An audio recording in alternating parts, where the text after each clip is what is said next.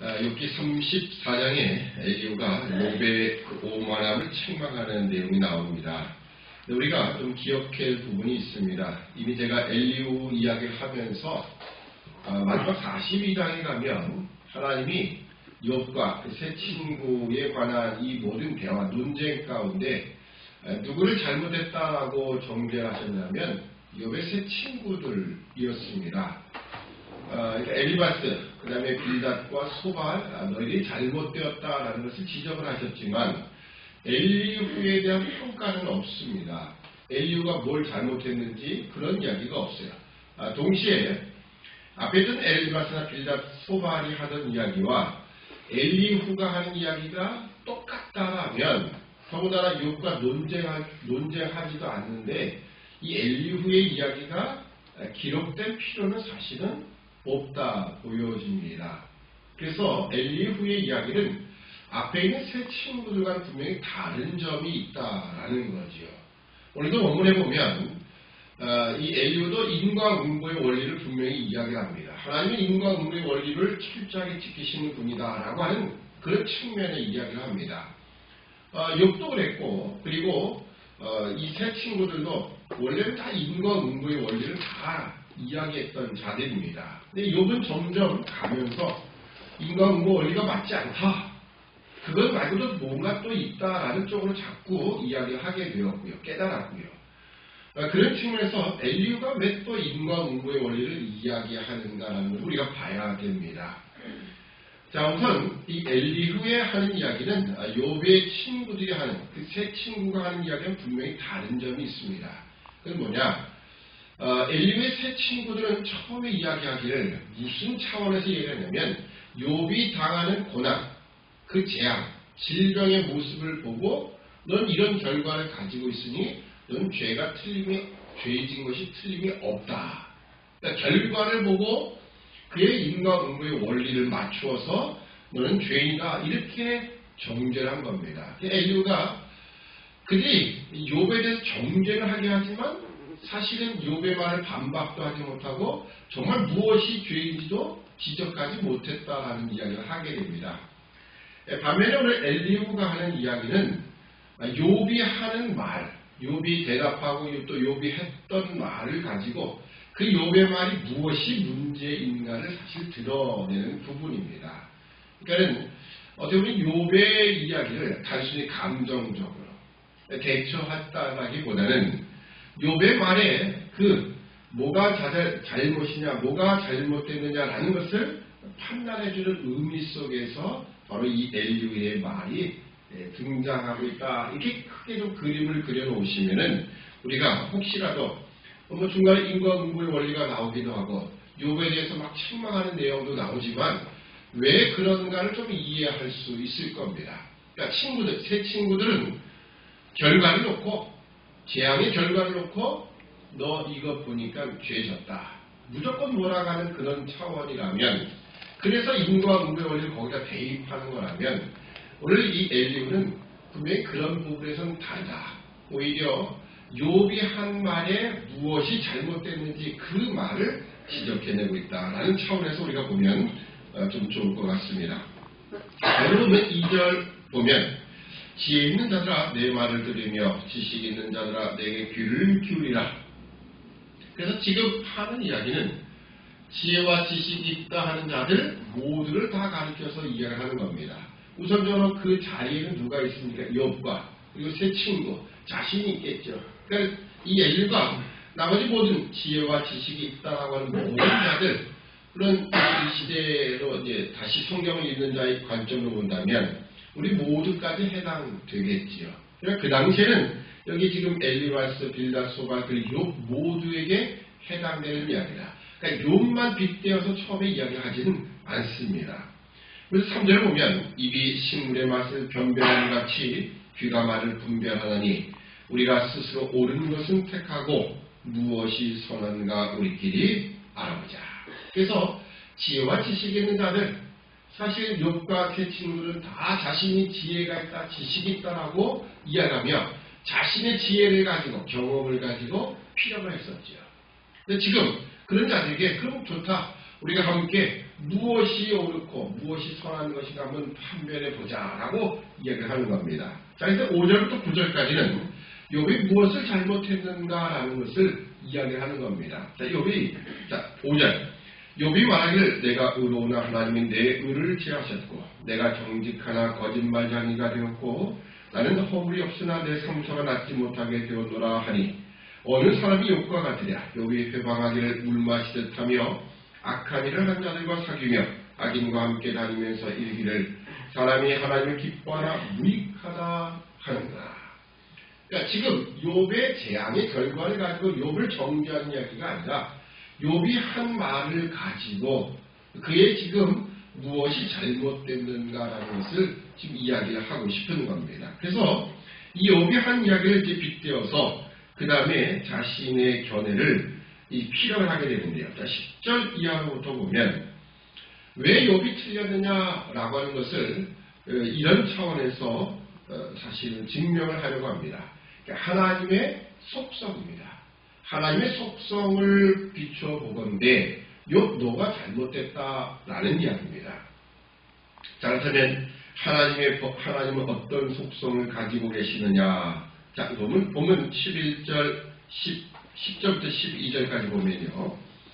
그러면 너희 총명한 자들아 내 말을 들으라. 하나님은 단정코 악을 행치 아니하시며 전능자는 단정코 불의를 행치 아니하시고 사람의 일을 따라 보응하사 각각 그 행위대로 얻게 하시나니 진실로 하나님은 악을 행치 아니하시며 전능자는 공의를 굽히지 아니하시느니라. 아멘.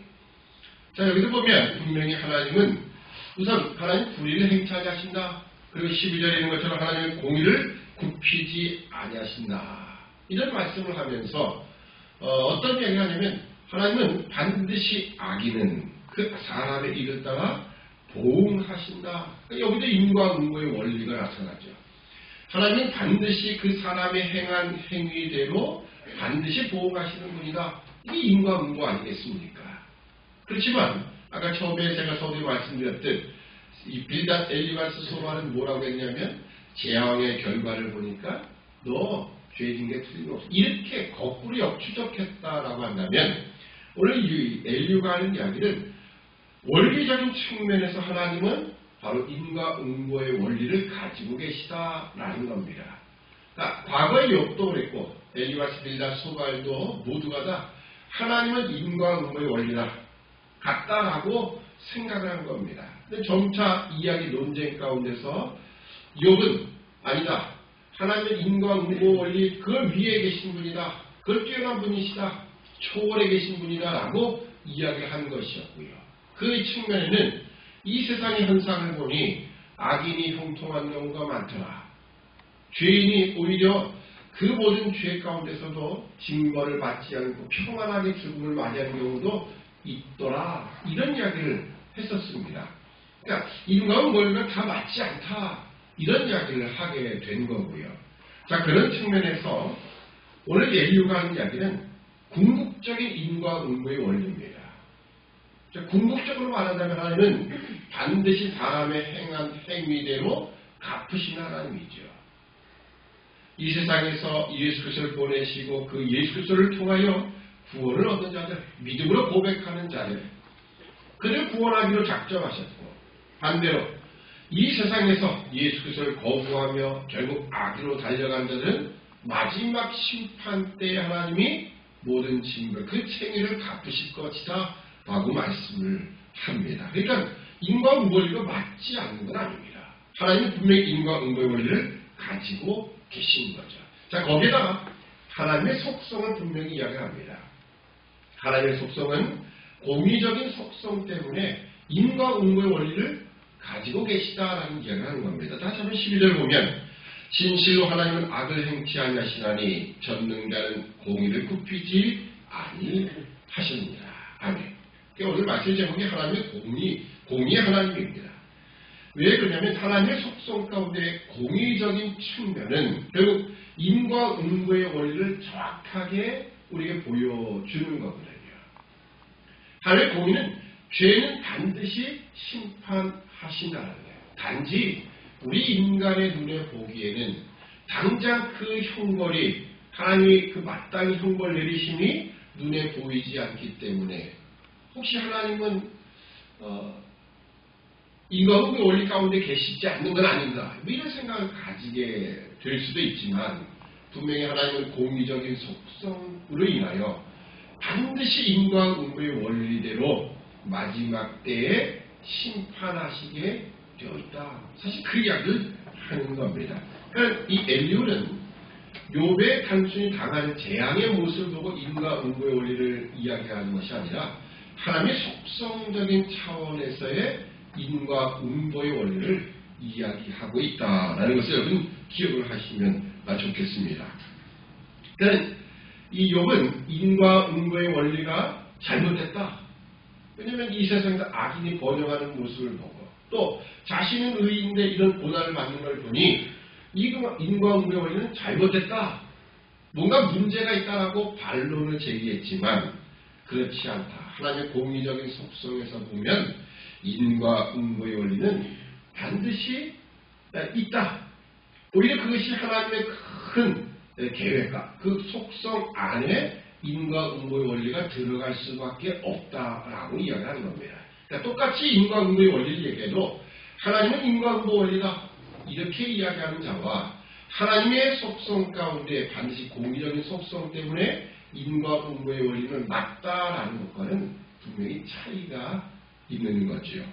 자, 그래서 이제 10절 이하로 계속 등장하는 말씀 가운데 특히 13절 이하로 15절까지 보면 하나님은 모든 것의 주권, 전권을 갖고 계신 전능하신 분이다라는 이야기를 강조하게 됩니다. 자, 13절 이하 보면 누가 땅을 그에게 맡겼느냐? 누가 온 세계를 정하였느냐? 그가 만일 자기만 생각하시고 그 힘과 기운을 거두실진데 모든 혈기 있는 자가 일체로 망하고 사람도 진토로 돌아가리라. 아멘. 하나님은 전능하신 분으로 이 온 우주 세계의 전권을 가지고 계신 분이에요. 하나님 뜻대로 다 하실 수 있는 분입니다. 가끔가다 그런 분들이 있죠. 왜 하나님은 특히 예정론, 장로교 교리에 대해서 반대하는 분들이 이런 이야기를 하게 됩니다. 왜 하나님은 사랑이시라며 이야기는 다 구원하시지. 누구는 구원하기로 하고 누구는 버리기로 유기하기로 하셨느냐. 저 그거 맞지 않다라고 이야기하는 분들이 있어요. 또 때로는 우리 장로교 이렇게 안에 들어와서도 이제 신앙의 어떤 회의감을 느낄 때, 뭐 젊었을 때 그렇죠. 왜 하나님이 나는 택하고 저 사람은 버렸느냐라는 것을 가지고 괜히 의문을 갖게 됩니다. 뭐 같은 이야기예요. 자, 그들의 많은 좀 회의감에 빠지기도 하고 신앙에서 벗어난 자들도 있지만 우리가 늘 이것을 기억해야 됩니다. 하나님은 나도 사실은 죄인으로서 마땅히 심판하셔야 맞는데도 불구하고 하나님은 그 중에 어떤 사람을 택하셔서 그 가운데 나를 있게 나를 택하셨다라는 거예요. 그 자체에 문제가 있을 수는 없습니다. 왜냐하면 하나님은 온전한 주권을 가지고 계신 분이기 때문에 그래요. 내가 저 사람을 택하고 저 사람을 버리라. 그건 하나님의 주권인 겁니다.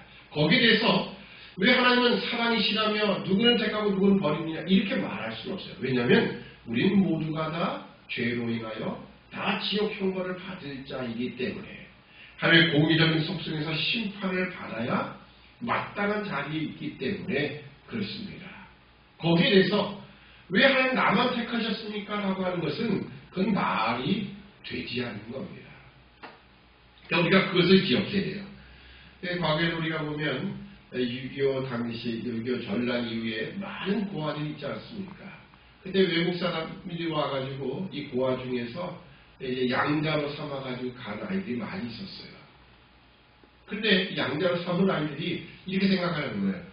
왜 나를 택해서 가는 겁니까? 왜 나만 택해 가는 거예요? 다 버리든지 다 데리고 가든지 그렇게 이야기하는 것 같은 겁니다. 오늘 마치 우리가 하나님 왜 나만 택하셨습니까? 왜 우리만 저 사람들은 왜 버리셨습니까? 라고 말하는 것은요.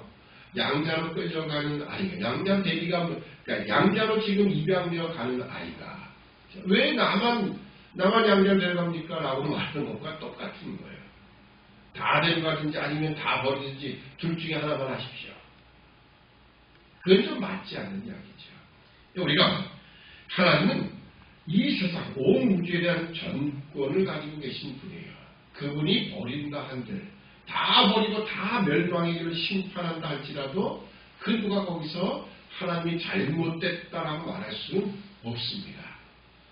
오히려 하나님은 그 공의 속에서 하나님은 사랑으로 바로 우리 택한 백성들, 하나님의 백성들을 택하시고 그들을 생명의 길로 인도하여 주신다. 이 하나님의 사랑에 감사할 뿐이죠. 자, 계속해서 보면 좀 넘어가겠습니다. 21절 이하에 보면 하나님은 왜 하나님이 인과 응고의 원리를 가지고 하나님이 인과 응고의 원리가 맞다라고 이야기하냐면 하나님은 전지하신 분이기 때문이라고 21절 이하에 이야기합니다. 자, 21절, 22절을 보면 하나님은 사람의 길을 주목하시며 사람의 모든 걸음을 감찰하시나니 악을 행한 자는 숨을 만한 흑암이나 어두운 그들이 없느니라. 이처럼 하나님은 모든 사람의 길을 주목하시며 사람의 모든 걸음을 감찰하신다. 그러니 이 세상의 그 어느 곳 안에서도 흑암 가운데서도 사람이 죄악을 숨길 수는 없다. 하나님은 전지하신 분이다라고 이야기를 하는 겁니다. 하나님은 우리의 모든 것을 지켜보시며 모든 것을 아시는 분이에요. 그러니까 우리는 언제나 하나님 앞에 서 있음을 우리가 고백하며 살아가는 겁니다. 그래서 하나님은 23절에 보면 하나님은 사람을 심판하시기에 오래 생각하실 것이 없으시니, 오래 생각할 것이 없다는 건 무슨 뜻입니까? 다 아니까, 전지하시니까.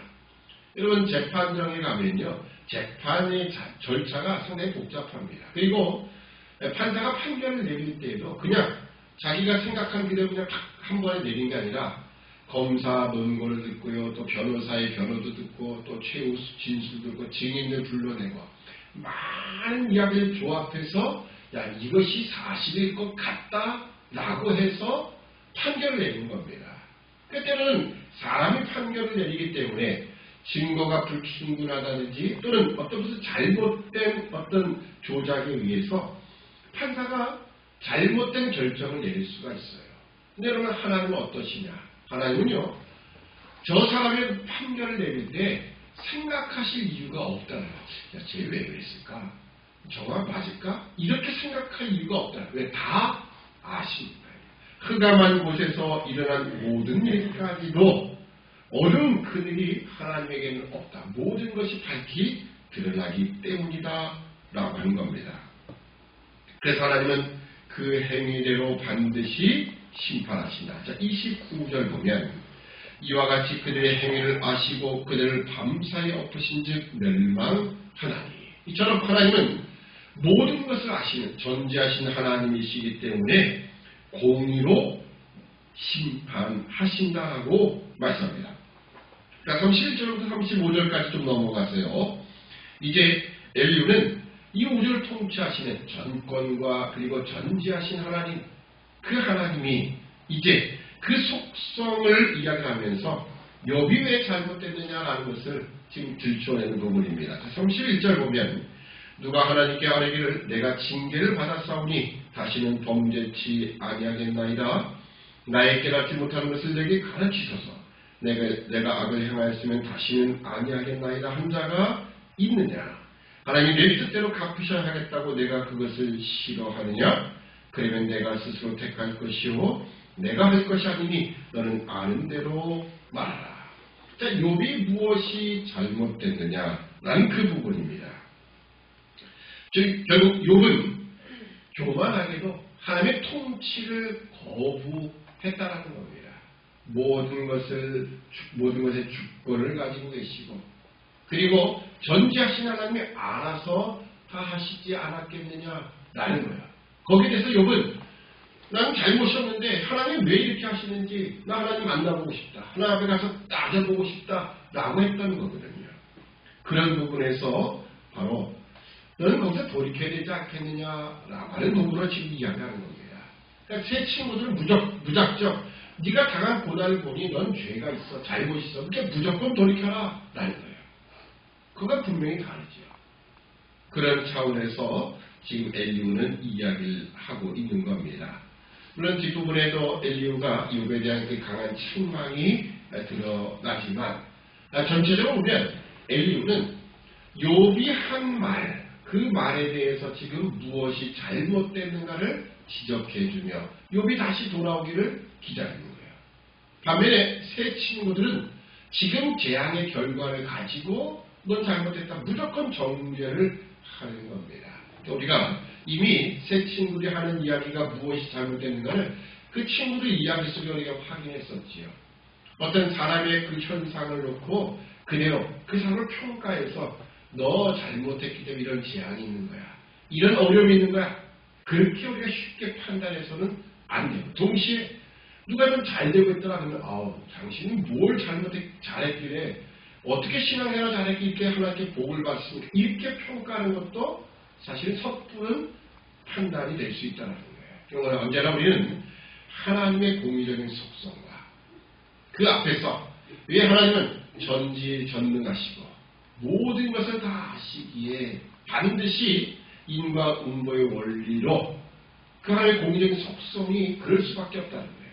그 앞에서 우리는 우리의 삶이 어떤가 다시 한번 하나님의 공의적인 속성에 비추어서 내 자신의 삶을 온전히 하나님이 원하시는 길로 죄악을 떠나며 온전한 믿음의 길로 서 나가는 우리 모두가 되어야 할 것입니다. 기도하겠습니다.